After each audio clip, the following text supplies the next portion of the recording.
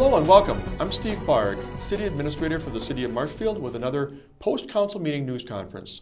We do this after every meeting of the Marshfield Common Council to get you caught up on what was discussed, what were decided in some of the various issues, and what it means to you as a resident. I'm joined today by Mike Warren of the Hub City Times, and he'll be leading away as we go through the program. Mike, take it away. All right, well, thanks, Steve. Appreciate the invitation as always. So the October 11th meeting wasn't necessarily a headline maker. You know, from my perspective, I always look for the headline. What was the headline? Probably not much from this meeting, but you know, we always like to say that any business the council is doing, you know, elected representatives are doing is somewhat significant, right? It seemed to be more of a, housekeeping meeting than anything. A lot of things, you know, not a lot of big decisions, but a lot of decisions in terms of what are we going to do now moving forward, or when are meetings going to take place, or things of that nature. Can you just give us kind of a general synopsis of, is that kind of what this meeting was? Just a lot of those kinds of maybe secondary level decisions? Yeah, I agree, Mike. You know, it kind of felt like with the budget meetings coming up, this is kind of like the calm before the storm, and because we're going to dive in next Monday, and we'll talk about that a little bit in the schedule, but with really serious business that we do every year to set the annual budget. But it was fairly quiet, and some of it was more inside baseball than anything, but it's important to how we do business, so I look forward to walking through it with you. Okay. Well, you mentioned the budget. Can we start there? Yeah. Let's maybe just start with the budget, the fact that is the sort of the headline coming up for the city. We're going to be setting a spending plan for next year here over the course of the next few weeks. So the agenda item was review budget calendar and consider changes to the meeting schedule. So maybe just talk about what that schedule looks like, what happens here in the next month and a half or so, and I think by the end of November usually, or early December, we're all getting that annual Christmas card from the city of Marshfield, right? Not with a ribbon and bow either, no. Is it? No. Yeah, every May we send out a calendar to the council to consider, to get it on their agendas and get it in their minds, and we set all the dates for October. And then we got to late September this year, and I came back to the council, Mike, and said, you know what, we're having a hard time making this one work. I'd like to back the dates up a week. So we started last night with a calendar that was set for 4 meetings, the fourth one being, if necessary, from the middle of October through early November. But then in council discussion, we had a couple conflicts. You know, people have conflicts where I can't make this meeting and I can't either. So we kind of moved them around a little bit. So where we ended up, and I'm going to kind of read it off here, the first one will be on Monday, October 17th. It'll be at 6:30 p.m. or after the Finance and Board of Public Works meetings. We're having both those meetings on the same night because the council is trying to get out of town to go to La Crosse for the annual conference on Tuesday. But then the next meeting will be on the following Monday, October 24th. That'll be at, I believe it's 5:30 as well. And then on the 1st of November, it's a Tuesday night, we'll be meeting after the Board of Public Works, after the Finance, Budget, and Personnel Committee at around 6 o'clock. And then if a fourth one is necessary, that will be on Monday, November 7th, also at 5:30. So it's really 1 week apart, 3 Mondays and a Tuesday. The one Monday would have conflicted with Halloween and a couple of other things, so we decided to move that to Tuesday. But that will be the calendar as we go forward. All right, and that all leads up to a public hearing in, I think it's late November, and that's really when the public has a chance. Well, I guess they have a chance at all these, I think, to comment on things. But really, the public hearing is sort of the official meeting where people could come in and say, look, you know, I don't like this or this, and changes could still be made before that budget is finalized in late November? Right. And then we get the tax bills out by mid-December. It gives us about 2 or 2.5 weeks to get the tax bills out the door after the budget and tax levy have been set. To go back to your point, though, yeah, it's a good time, at the public hearing for people to raise concerns, but we would really like it if they could before that. Get that in the hopper earlier. So right now, if people are tuned in, Mike, and they're thinking, I've got some other ideas on how you tax and spend. I'd like to see you do more work in the park across the street from me, or maybe I'd like to see you keep the taxes down or whatever. Contact the mayor or a member of the council or me as soon as possible and let us know, because we'll fold that into the mix. Yeah.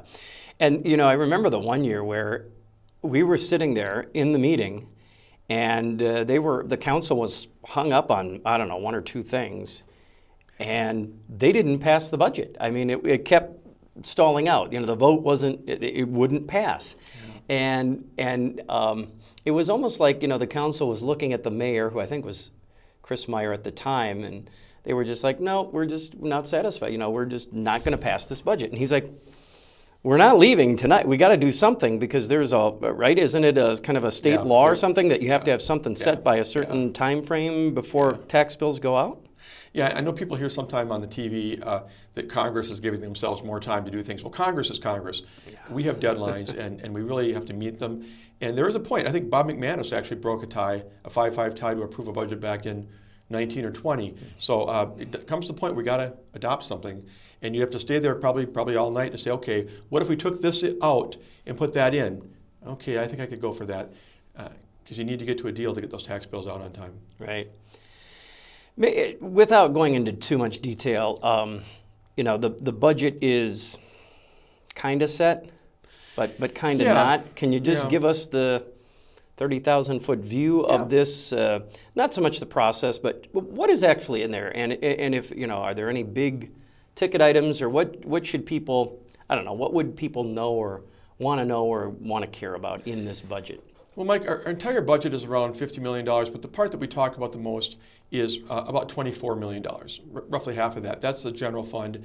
That's where the tax rate comes from. That's where most of the energy in the conversation comes from. There's a lot of other funds, and they're important. Oftentimes they're subsidized by other revenues, user fees, or other things that don't involve tax money. What I would say right now is the challenge we have going forward, and I think I've said this before, probably to you a number of times when we've talked in the past, state revenues, like the state aids, are pretty flat. We get minimal increases sometimes, but not much. And the state has imposed levy limits. They control the amount that we can increase taxes even if we wanted to. So it does make every year's budget seem a little bit harder. We've got a little bit of a break this year. We're going to use some money from the ARPA program. That's the federal program for cities. We got $1.9 million total to use over a 3-year time period. We're going to use some of that for some of our projects. But it makes it really tough, and we're really looking very tightly and closely, and we will more in 2024 budget, about the level of services we provide. How can we be more efficient? How can we be more effective to try and wring the most out of every dollar? So a $50 million budget, $24 million is funded by taxpayers through the general...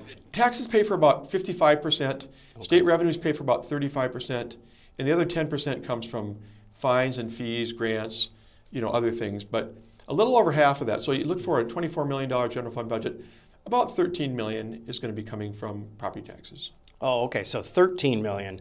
So half of the half. Correct. Oh, correct. Half of the half. Okay. Would be a good way so to look at it. $13 million of the total $50 million budget. Right. We're on the hook for. Right, because outside of the general fund, you're talking about wastewater charges that you pay on your sewer bill, ambulance charges that they pay for. It's a lot of things that have nothing to do with tax revenue. Okay. So when I hear people talk about, when they hear something that the city is doing and they say, oh, our taxes are high enough already, why are you doing this? And it's, there are things that, they might be talking about something that isn't even covered by taxes, and yet they're saying, gosh, our taxes are high enough, why is the city doing that? And that's the part that I think generally most people don't, they think everything the city does is a tax. Yeah. And it's literally a fourth of the entire, whatever the city does all year, it's a fourth of that. Right. It's a small portion.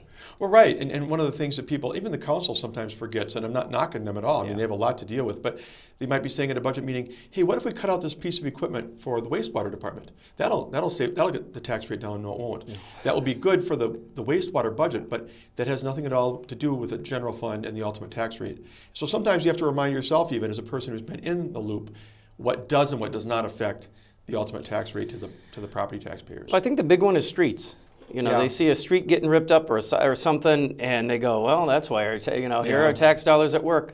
Not really, because isn't that generally borrowing? It's borrowed, and some of that's paid back with special assessments to the people who benefit from those street improvements. That's a totally separate world from the general fund in many cases. So what do our taxes pay for? Well, it's kind of funny. The general fund, and people say, what's in the general fund and why? Think of it this way. The general fund is basically the core services that people are expected to do. So police, fire, all those kind of things. Ambulance is a separate thing because, there are cities that have private ambulance services. But all communities have police and fire pretty much. I know some communities look to the county for coverage, but at some level, that's an expected service. So in the general fund, you're talking about police, fire, public works, all those basic things. In fact, those three together probably make up, I would guess 70 or 75% of the general fund budget by themselves. Okay, so that's, again, kind of the 30,000-foot view of the process, or what the budget is, really, and that's that. And so again, we're coming up on that time of the year where you're trying to set that for 2023. Right. Once it's set, is it set? It is. Okay. It is. We talk about two important documents. One is the capital improvement plan, the other being the budget. The capital improvement plan is kind of a fluid document. From year to year, that will change. People will say, wait, I thought they put my street down for being redone in 2025. Now I look at the plan, it's 2026. Well, during the winter, there's another one that is wearing worse than yours, and we need to bump that one up and bump yours back. So a lot of things happen over time to the 5-year capital plan. But the budget, the only way you can change it is with you've probably seen this before, a budget resolution. Okay. Yep. Where they say, look, council, can we take $25,000 from, I'll make this up, from the park and rec budget and move it over here to the police budget because they really need to buy a blah, blah, blah. And but that's a conscious decision that has to be on an agenda, has to be approved with a supermajority, 2/3 of the body, in order to change, because the budget is considered to be a fairly fixed document. The one that comes to my mind is, like, for instance, the street department has, I think, a snow plowing budget, or I'm not sure how that works, but there were a couple years ago, we had these huge snowstorms in April. Yeah. Here's the street department plowing snow on the first day of spring. And it was a big one. It was like, a 20-inch snowstorm. And they're going, well, I think I remember that was the year where, the street department was coming back to the council for a budget resolution because we've got overtime, we need to buy more salt supplies, we need this. Our snow plowing budget was depleted.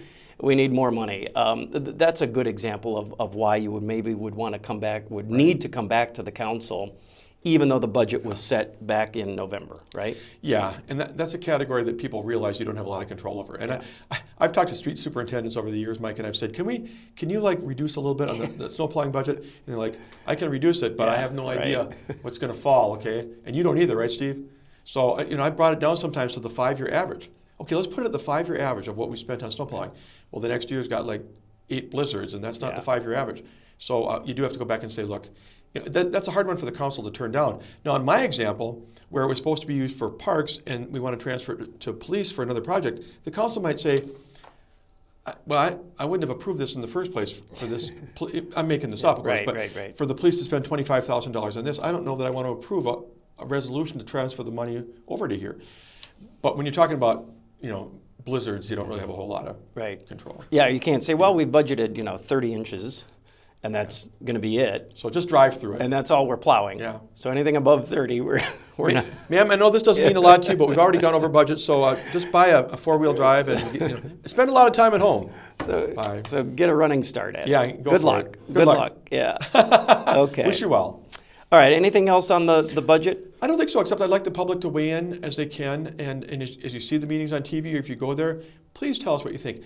People tend to think that the City Hall doesn't really care what they think. You can't fight City Hall, remember that? Right. But I can't tell you how many times people have sent me an email, I forwarded it to the council and the mayor, and at the next meeting they've said, that is a good idea for us to use $5,000 to do this. I think we ought to look at it.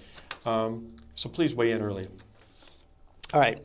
Also, there were a couple of agenda items, one in open session, one in closed session, I think, having to do with employment law services to the city of Marshfield. Can you discuss this? Yeah, for I think more than 2 decades, the city has used a firm called Von Briesen for the labor law services. That's like negotiating contracts, dealing with disciplinary matters. It gets very difficult when you're looking at maybe terminating or suspending an employee, especially where union contracts are involved. And Von Briesen's been a great firm. But the Finance, Budget, and Personnel Committee, they wanted to look for other proposals. They got 3. They met with those companies. They did interviews back on October 3rd. And then they came to this meeting, and the reason it was on both places on the agenda, Mike, they wanted to be able to talk about what they learned in open session. We had interviews, this firm's good at this firm's good at that. But they wanted to have the ability to go into closed session and say, let's talk a little bit about the offer. Now, I'd like to go with company B if they could reduce their price a little bit, or they're not indicating that they can handle this piece of the puzzle. I want them to. We want them to be able to be used for negotiating contracts with the fire and police unions, whatever it is. They wanted to be able to do that in private so that the firm doesn't see what they're talking about and know their bottom line. As it turned out, though, they met and they kind of talked about it briefly, and they decided to go with a new firm, not a new firm, but new to the community, called Stafford Rosenbaum.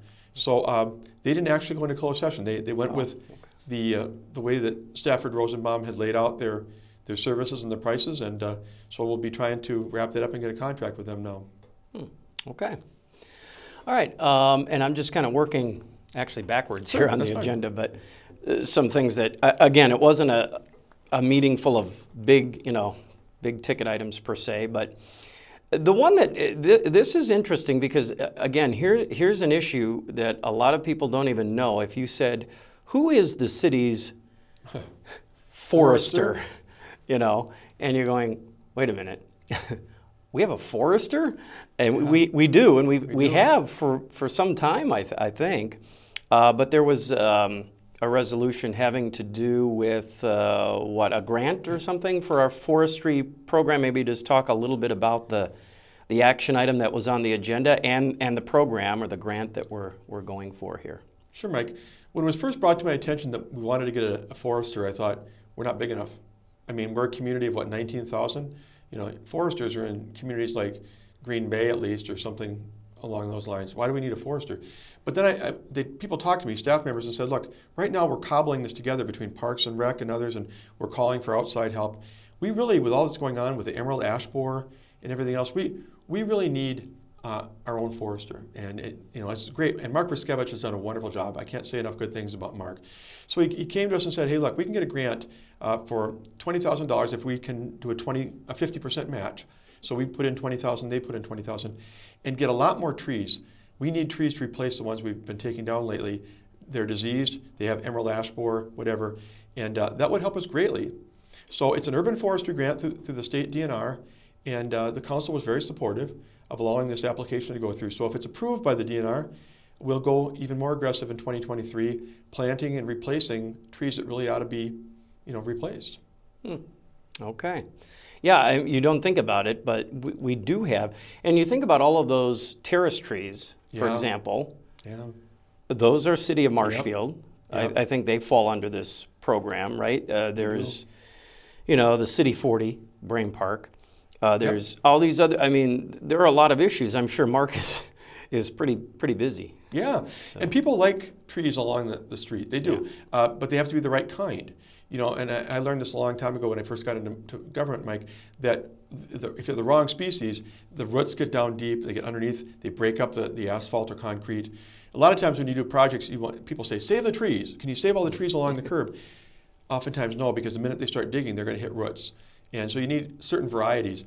And so replacing street trees, replacing the ones in parks, Brame is a good example of ones where we had to take a lot down because of EAB. And that costs a lot of money. You want to get ones that are, decent enough size to where they'll grow and take hold. And this grant would be very helpful to us. Okay. So do we have it, or we hope to get it? Well, we're applying for it. We're hopeful to get it. I think there's a good chance that we'll get the money, and that'll be beneficial for our community. Okay. All right. Also, we did want to highlight a few items under the consent agenda, which is, again, all these committees meet. Yep. And then all those minutes go to the council. Yep.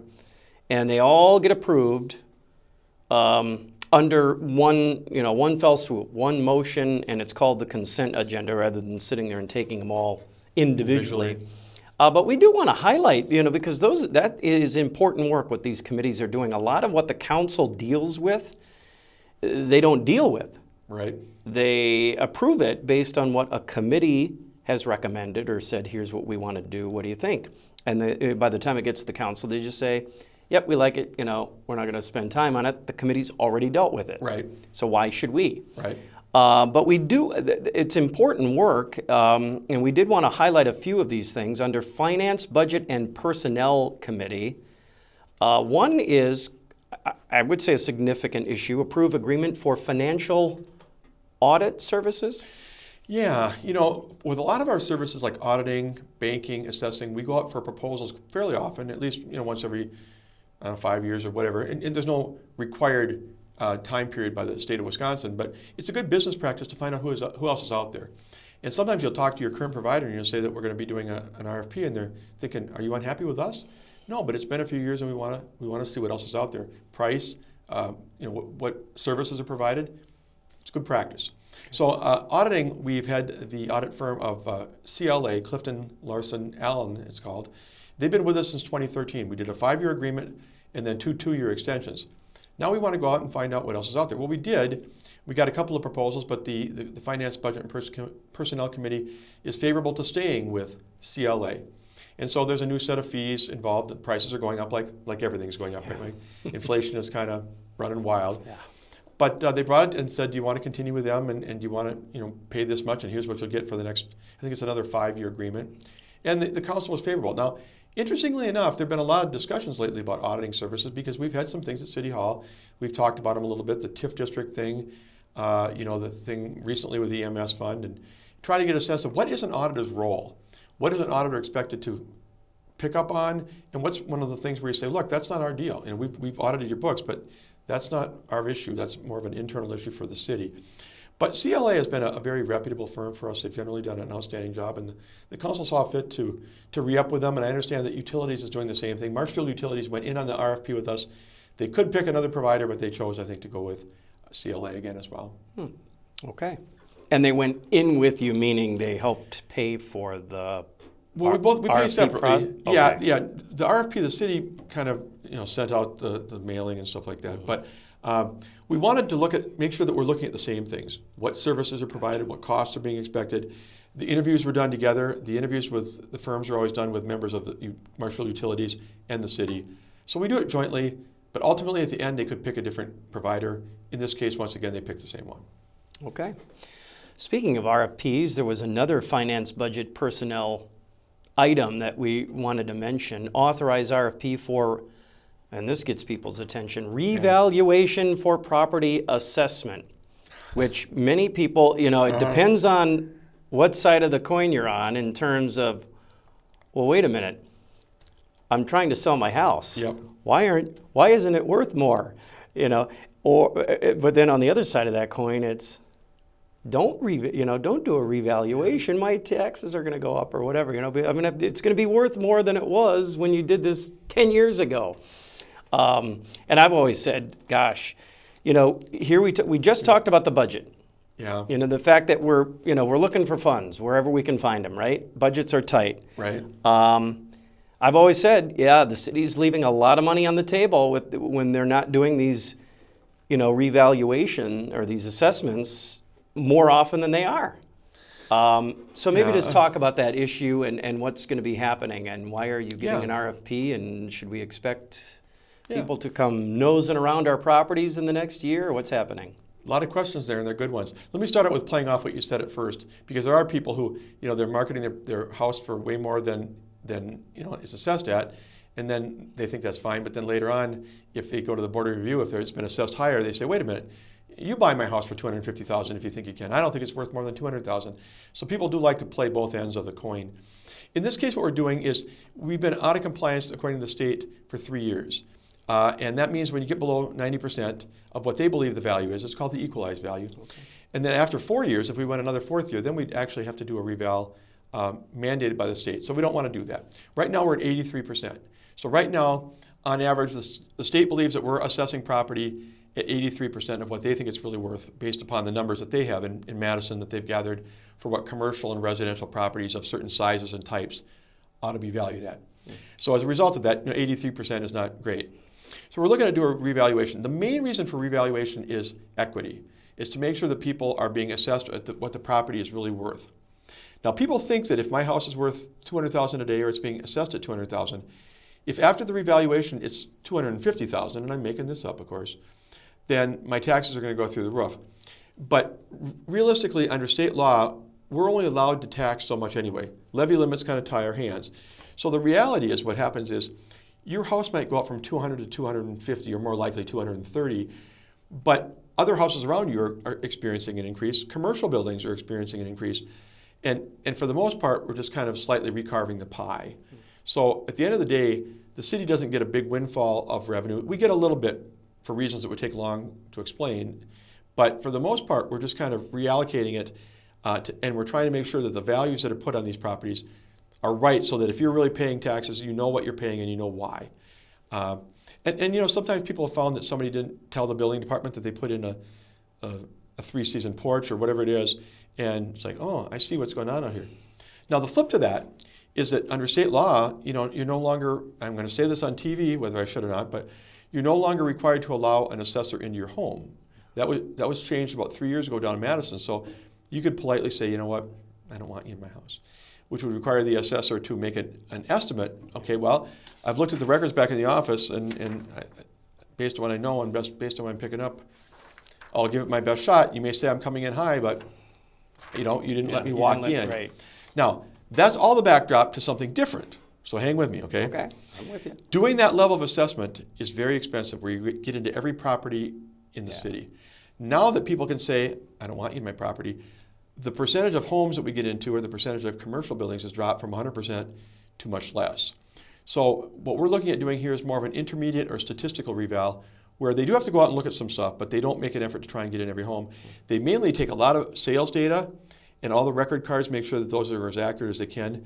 And they look at how are 2 stories doing, how are ranches doing, you know, how are 3 bedrooms doing, how are 2 bedrooms doing. And they look at it, and they largely do it without being in your home. They are able to figure out, based upon what they know, what they've seen, what the condition is, and they will do exterior views and stuff, but they're able to make an assessment of, you know, we think your home is worth $225 based upon what we know. And there'll be probably a few more people at the board of review as a result.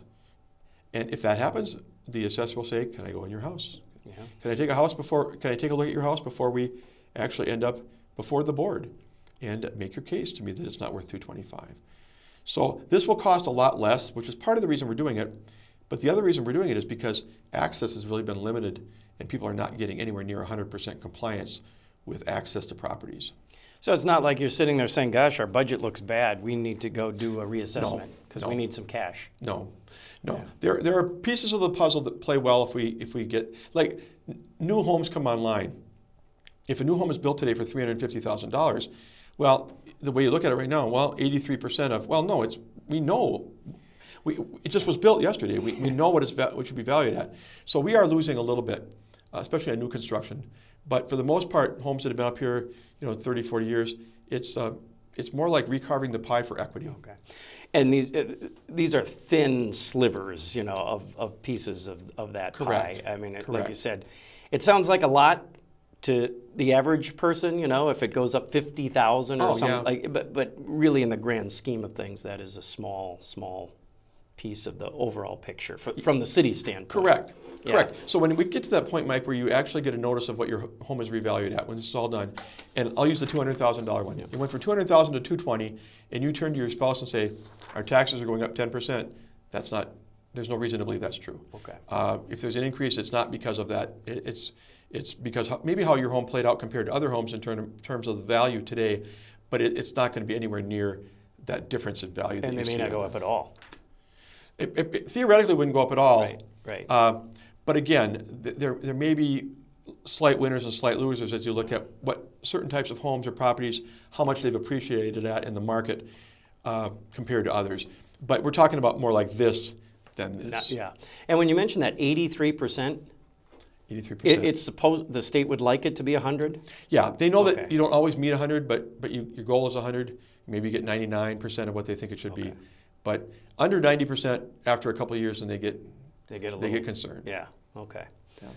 All right. Beyond that, that's kind of all I had marked, I guess. I guess there were a few closed session. I wanted to say other. The one didn't happen. Right. The Employment Law Services issue didn't need to go to closed session.